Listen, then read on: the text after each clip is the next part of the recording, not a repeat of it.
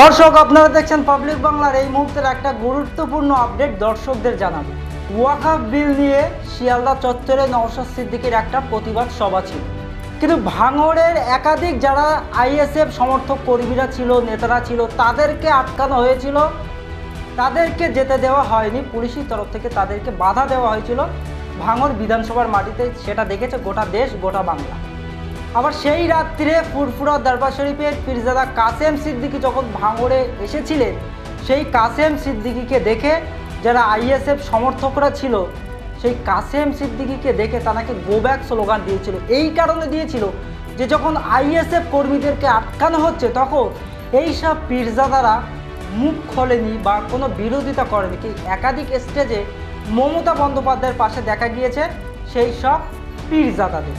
আবার সেই কাসেম সিদ্দিকী বলছে যে নওশাদ যদি আমাকে অনুমোদন দেয়, আমাকে যদি পারমিশন দেয়, তাহলে আমি ক্যানিং পূর্ব বিধানসভাতে শওকত মোল্লার বিরুদ্ধে দাঁড়াবো। দল কি তাকে টিকিট দেবে? দল কি কাসেম সিদ্দিকীকে স্বাগতম জানাবে? তাতে ভাঙড় বিধানসভার মানুষ যারা আইএসএফ নেতা এবং সমর্থক রয়েছে, তারা কি সমর্থন করবে কাসেম সিদ্দিকীকে? এই মুহূর্তে রয়েছেন চালতাবেড়ের বিরোধী দলনেতা আলমগীর হোসেন। তিনি এই প্রতিক্রিয়া কি বললেন, কাসেম সিদ্দিকীর মন্তব্যে কি পাল্টা উত্তর দিলেন, শোনাবো। শুধু কাসেম সিদ্দিকী মহাশয় বলে নয়, বিভিন্ন ব্যক্তি যারা বাংলার সম্প্রীতি রক্ষা করতে চান, বাংলার সম্প্রীতি বজায় রাখতে চান, তাদেরকে রাজনীতি করতে হবে। সর্বপ্রথম বলি, কেন রাজনীতি এই চার সংখ্যার যে শব্দটা রাজনীতি, এই রাজনীতি কাউকে তোয়াক্কা করে না, কাউকে পরোয়া করে না। কিন্তু রাজনীতি বর্তমান সময় এমন জায়গায় পৌঁছে গেছে, সবাইকে এই রাজনীতিকে নিয়ে চলতে হয়। আপনি আজকে দেখুন, ইউনিভার্সিটি যাবেন সেখানে রাজনীতি, কলেজে যাবেন, স্কুলে যাবেন, শিক্ষা প্রতিষ্ঠানে যাবেন, এমনকি হসপিটাল, মন্দির, মসজিদ, সব জায়গায় যেন রাজনীতির ছায়া নেমে এসেছে। তাই সর্বোপরি যারা বাংলার সম্প্রীতি এবং সুস্থ সমাজ যারা তৈরি করতে চান, তাদেরকে রাজনীতি করা প্রয়োজন বলে আমি মনে করছি। আপনি যে প্রশ্ন করলেন যে শওকত মোল্লার বিরুদ্ধে নয়, ক্যানিংয়ে তিনি দাঁড়াতে চাইছেন কাসেম সিদ্দিকী মহাশয়। আমরা সর্বপ্রতি কাসেম সিদ্দিকী মহাশয়কে এরকম একটা উদ্দেশ্যপূর্ণ ভাবার জন্য তাকে ধন্যবাদ জানাই। কাসেম সিদ্দিকীকে দলে নেবে কি নেবে না এটা তো ঠিক করবেন দলের ঊর্ধ্বতম নেতৃত্ব। কিন্তু আমরা জানি আমাদের স্বতন্ত্র দল, যে কেউ আমাদের এই দল করতে পারে, কিন্তু দলের যে আইডিওলজি আছে, দলের যে রুলস আছে, সেটা যদি মেনে চলে অবশ্যই তিনি দল করতে পারবেন। ক্যানিং বিধানসভা এমন একটা জায়গা, শওকত মোল্লা কেন, ওনার জায়গায় অন্য কেউ যদিও দাঁড়ায় আর তানার এগেনস্টে যদি একটা কাঠের পুতুলকে দাঁড় করিয়ে দেওয়া হয়, সেই কাঠের পুতুলটাও জিতে যাবে।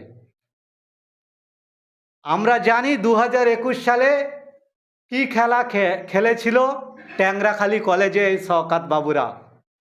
এই শওকত বাবুরা ট্যাংরাখালী পার্টি অফিসে কি করছিল আর ভোটের দিনে কোথায় বসে পড়েছিল আমরা দেখেছিলাম।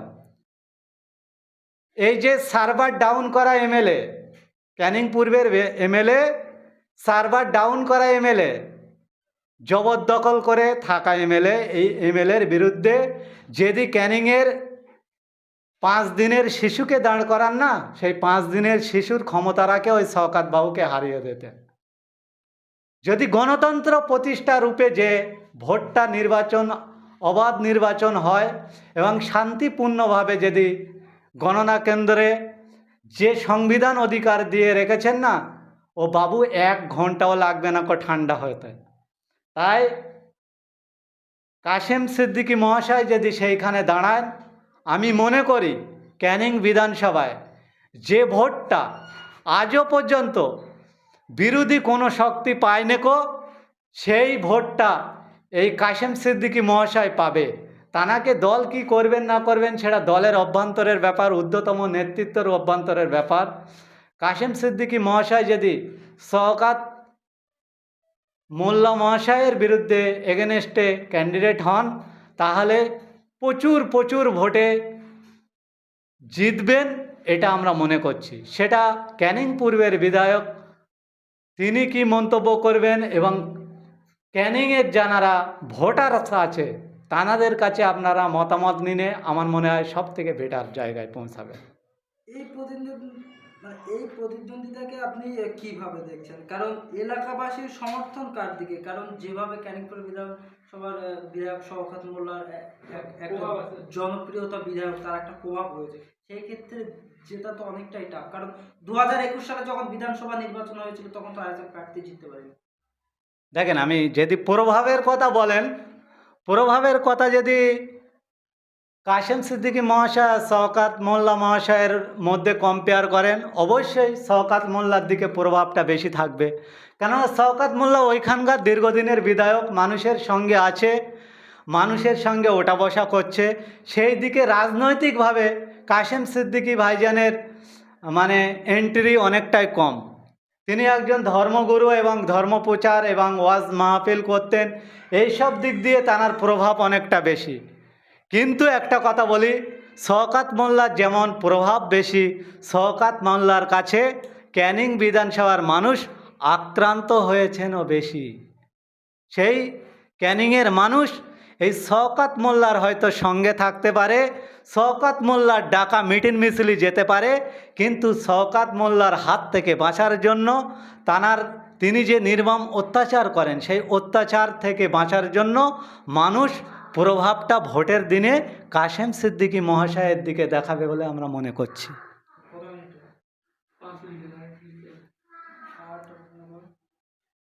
তাহলে কাশেম সিদ্দিকীকে আপনি স্বাগতম জানালেন যে রাজনীতির ময়দানে আসার জন্য, এরকম একটা চিন্তা ভাবনা করার জন্য। তাহলে আপনি কি মনে করছেন যে কাশেম সিদ্দিকী শওকত মোল্লার যে একটা প্রভাব রয়েছে, সেই প্রভাবে কি টক্কর দিতে পারবে? শওকত মোল্লার প্রভাব কি আমি জানি না কো, আমি জানি গণতন্ত্র দেশে জনগণ যাকে সাপোর্ট করবে সেই জিতবে। আমরা একেবারে এই শওকত মোল্লার বিরুদ্ধে আনকমন একটা ব্যক্তি, যিনি কিনা একটা টিচার তানাকে দাঁড় করেছিলাম, গাজী শাহাবুদ্দিন সিরাজিকে। রাজনৈতিক জীবনে তানার কতটা উত্থান ছিল ক্যানিংয়ের মানুষ জানে। সেই ব্যক্তিকে যখন এই শওকত মোল্লার প্রভাবের কথা বলছেন না, এনার এগেনস্টে যখন দাঁড় করে দিয়েছিলেন সীমিত প্রচারের মাধ্যমে, একেবারে 8-9 দিন প্রচারের মাধ্যমে যখন দাঁড় করে দিয়েছিলাম, এই শওকত বাবুর প্রভাবটা রাস্তায় জুতো পোঁদে দিয়ে বসে পড়তে হয়েছিল। আমরা দেখেছিলাম এই শওকত বাবুদেরকে 12.5-13 রাউন্ড পর্যন্ত 36,000 ভোটে পিছিয়ে থাকতে। তাই আমরা মনে করি জনগণ জানারকে প্রভাব দেখাবে, রাজনীতিতে তানার প্রভাব, আর জনগণ জানাকে নিচে নামিয়ে দেবে তানার পতন। তাই আমরা মনে করি ওইসব প্রভাব বিশ্বাস আমরা না রেখে গণতন্ত্রের উপর বিশ্বাস করে জনগণের মতামত নিয়ে জানাকে ওখানে দাঁড় করাবেন, তিনি উত্তীর্ণ হয় বলে আমরা মনে করছি। গতকালকে নারায়ণপুর অঞ্চলের পদ্মপুকুর বা মাধবপুর গ্রামে ওখানে কয়েকজন আইএসএফ থেকে শওকত মোল্লার হাত ধরে টিএমসি তে জয়েন করেছে। আর তারপরেই বক্তব্য রাখতে গিয়ে শওকত মোল্লা বলছেন যে ভাঙড় এবং ক্যানিং থেকে আইএসএফ কে সমূলে একদম নিশ্চিহ্ন করে দেবে। কি বলবেন? চেষ্টা চালাক, তানার চেষ্টা তো ওটা। তিনি একটা দল, আমরা একটা দল, তানার তো চেষ্টা থাকা এটা দরকার অবশ্যই। শওকত বাবুদের এই ইচ্ছাটাকে আমি স্বাগত জানাচ্ছি। আপনি চেষ্টা চালান, আপনার চেষ্টায় তো সাফল্য আসবে। সমস্ত মানুষের চেষ্টায় সাফল্যের মূল কাঠি।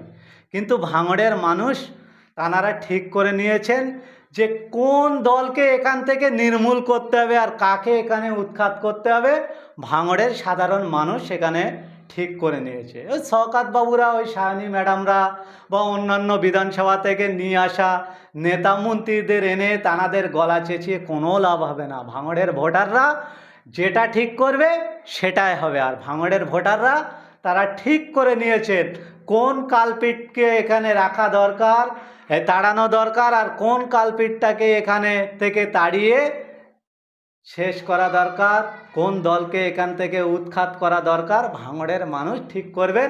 আগামী দিনে শওকত বাবুর আশা এবং ভাঙড়ের যে আইএসএফদের তাড়ানোর ইচ্ছা ভাঙড়ের মানুষ 2026-এ তার সঙ্গে দেখা করে যোগ্য জবাব দিয়ে ফুলের মালা পরিয়ে দেবে বলে আমরা মনে করছি। অসংখ্য ধন্যবাদ।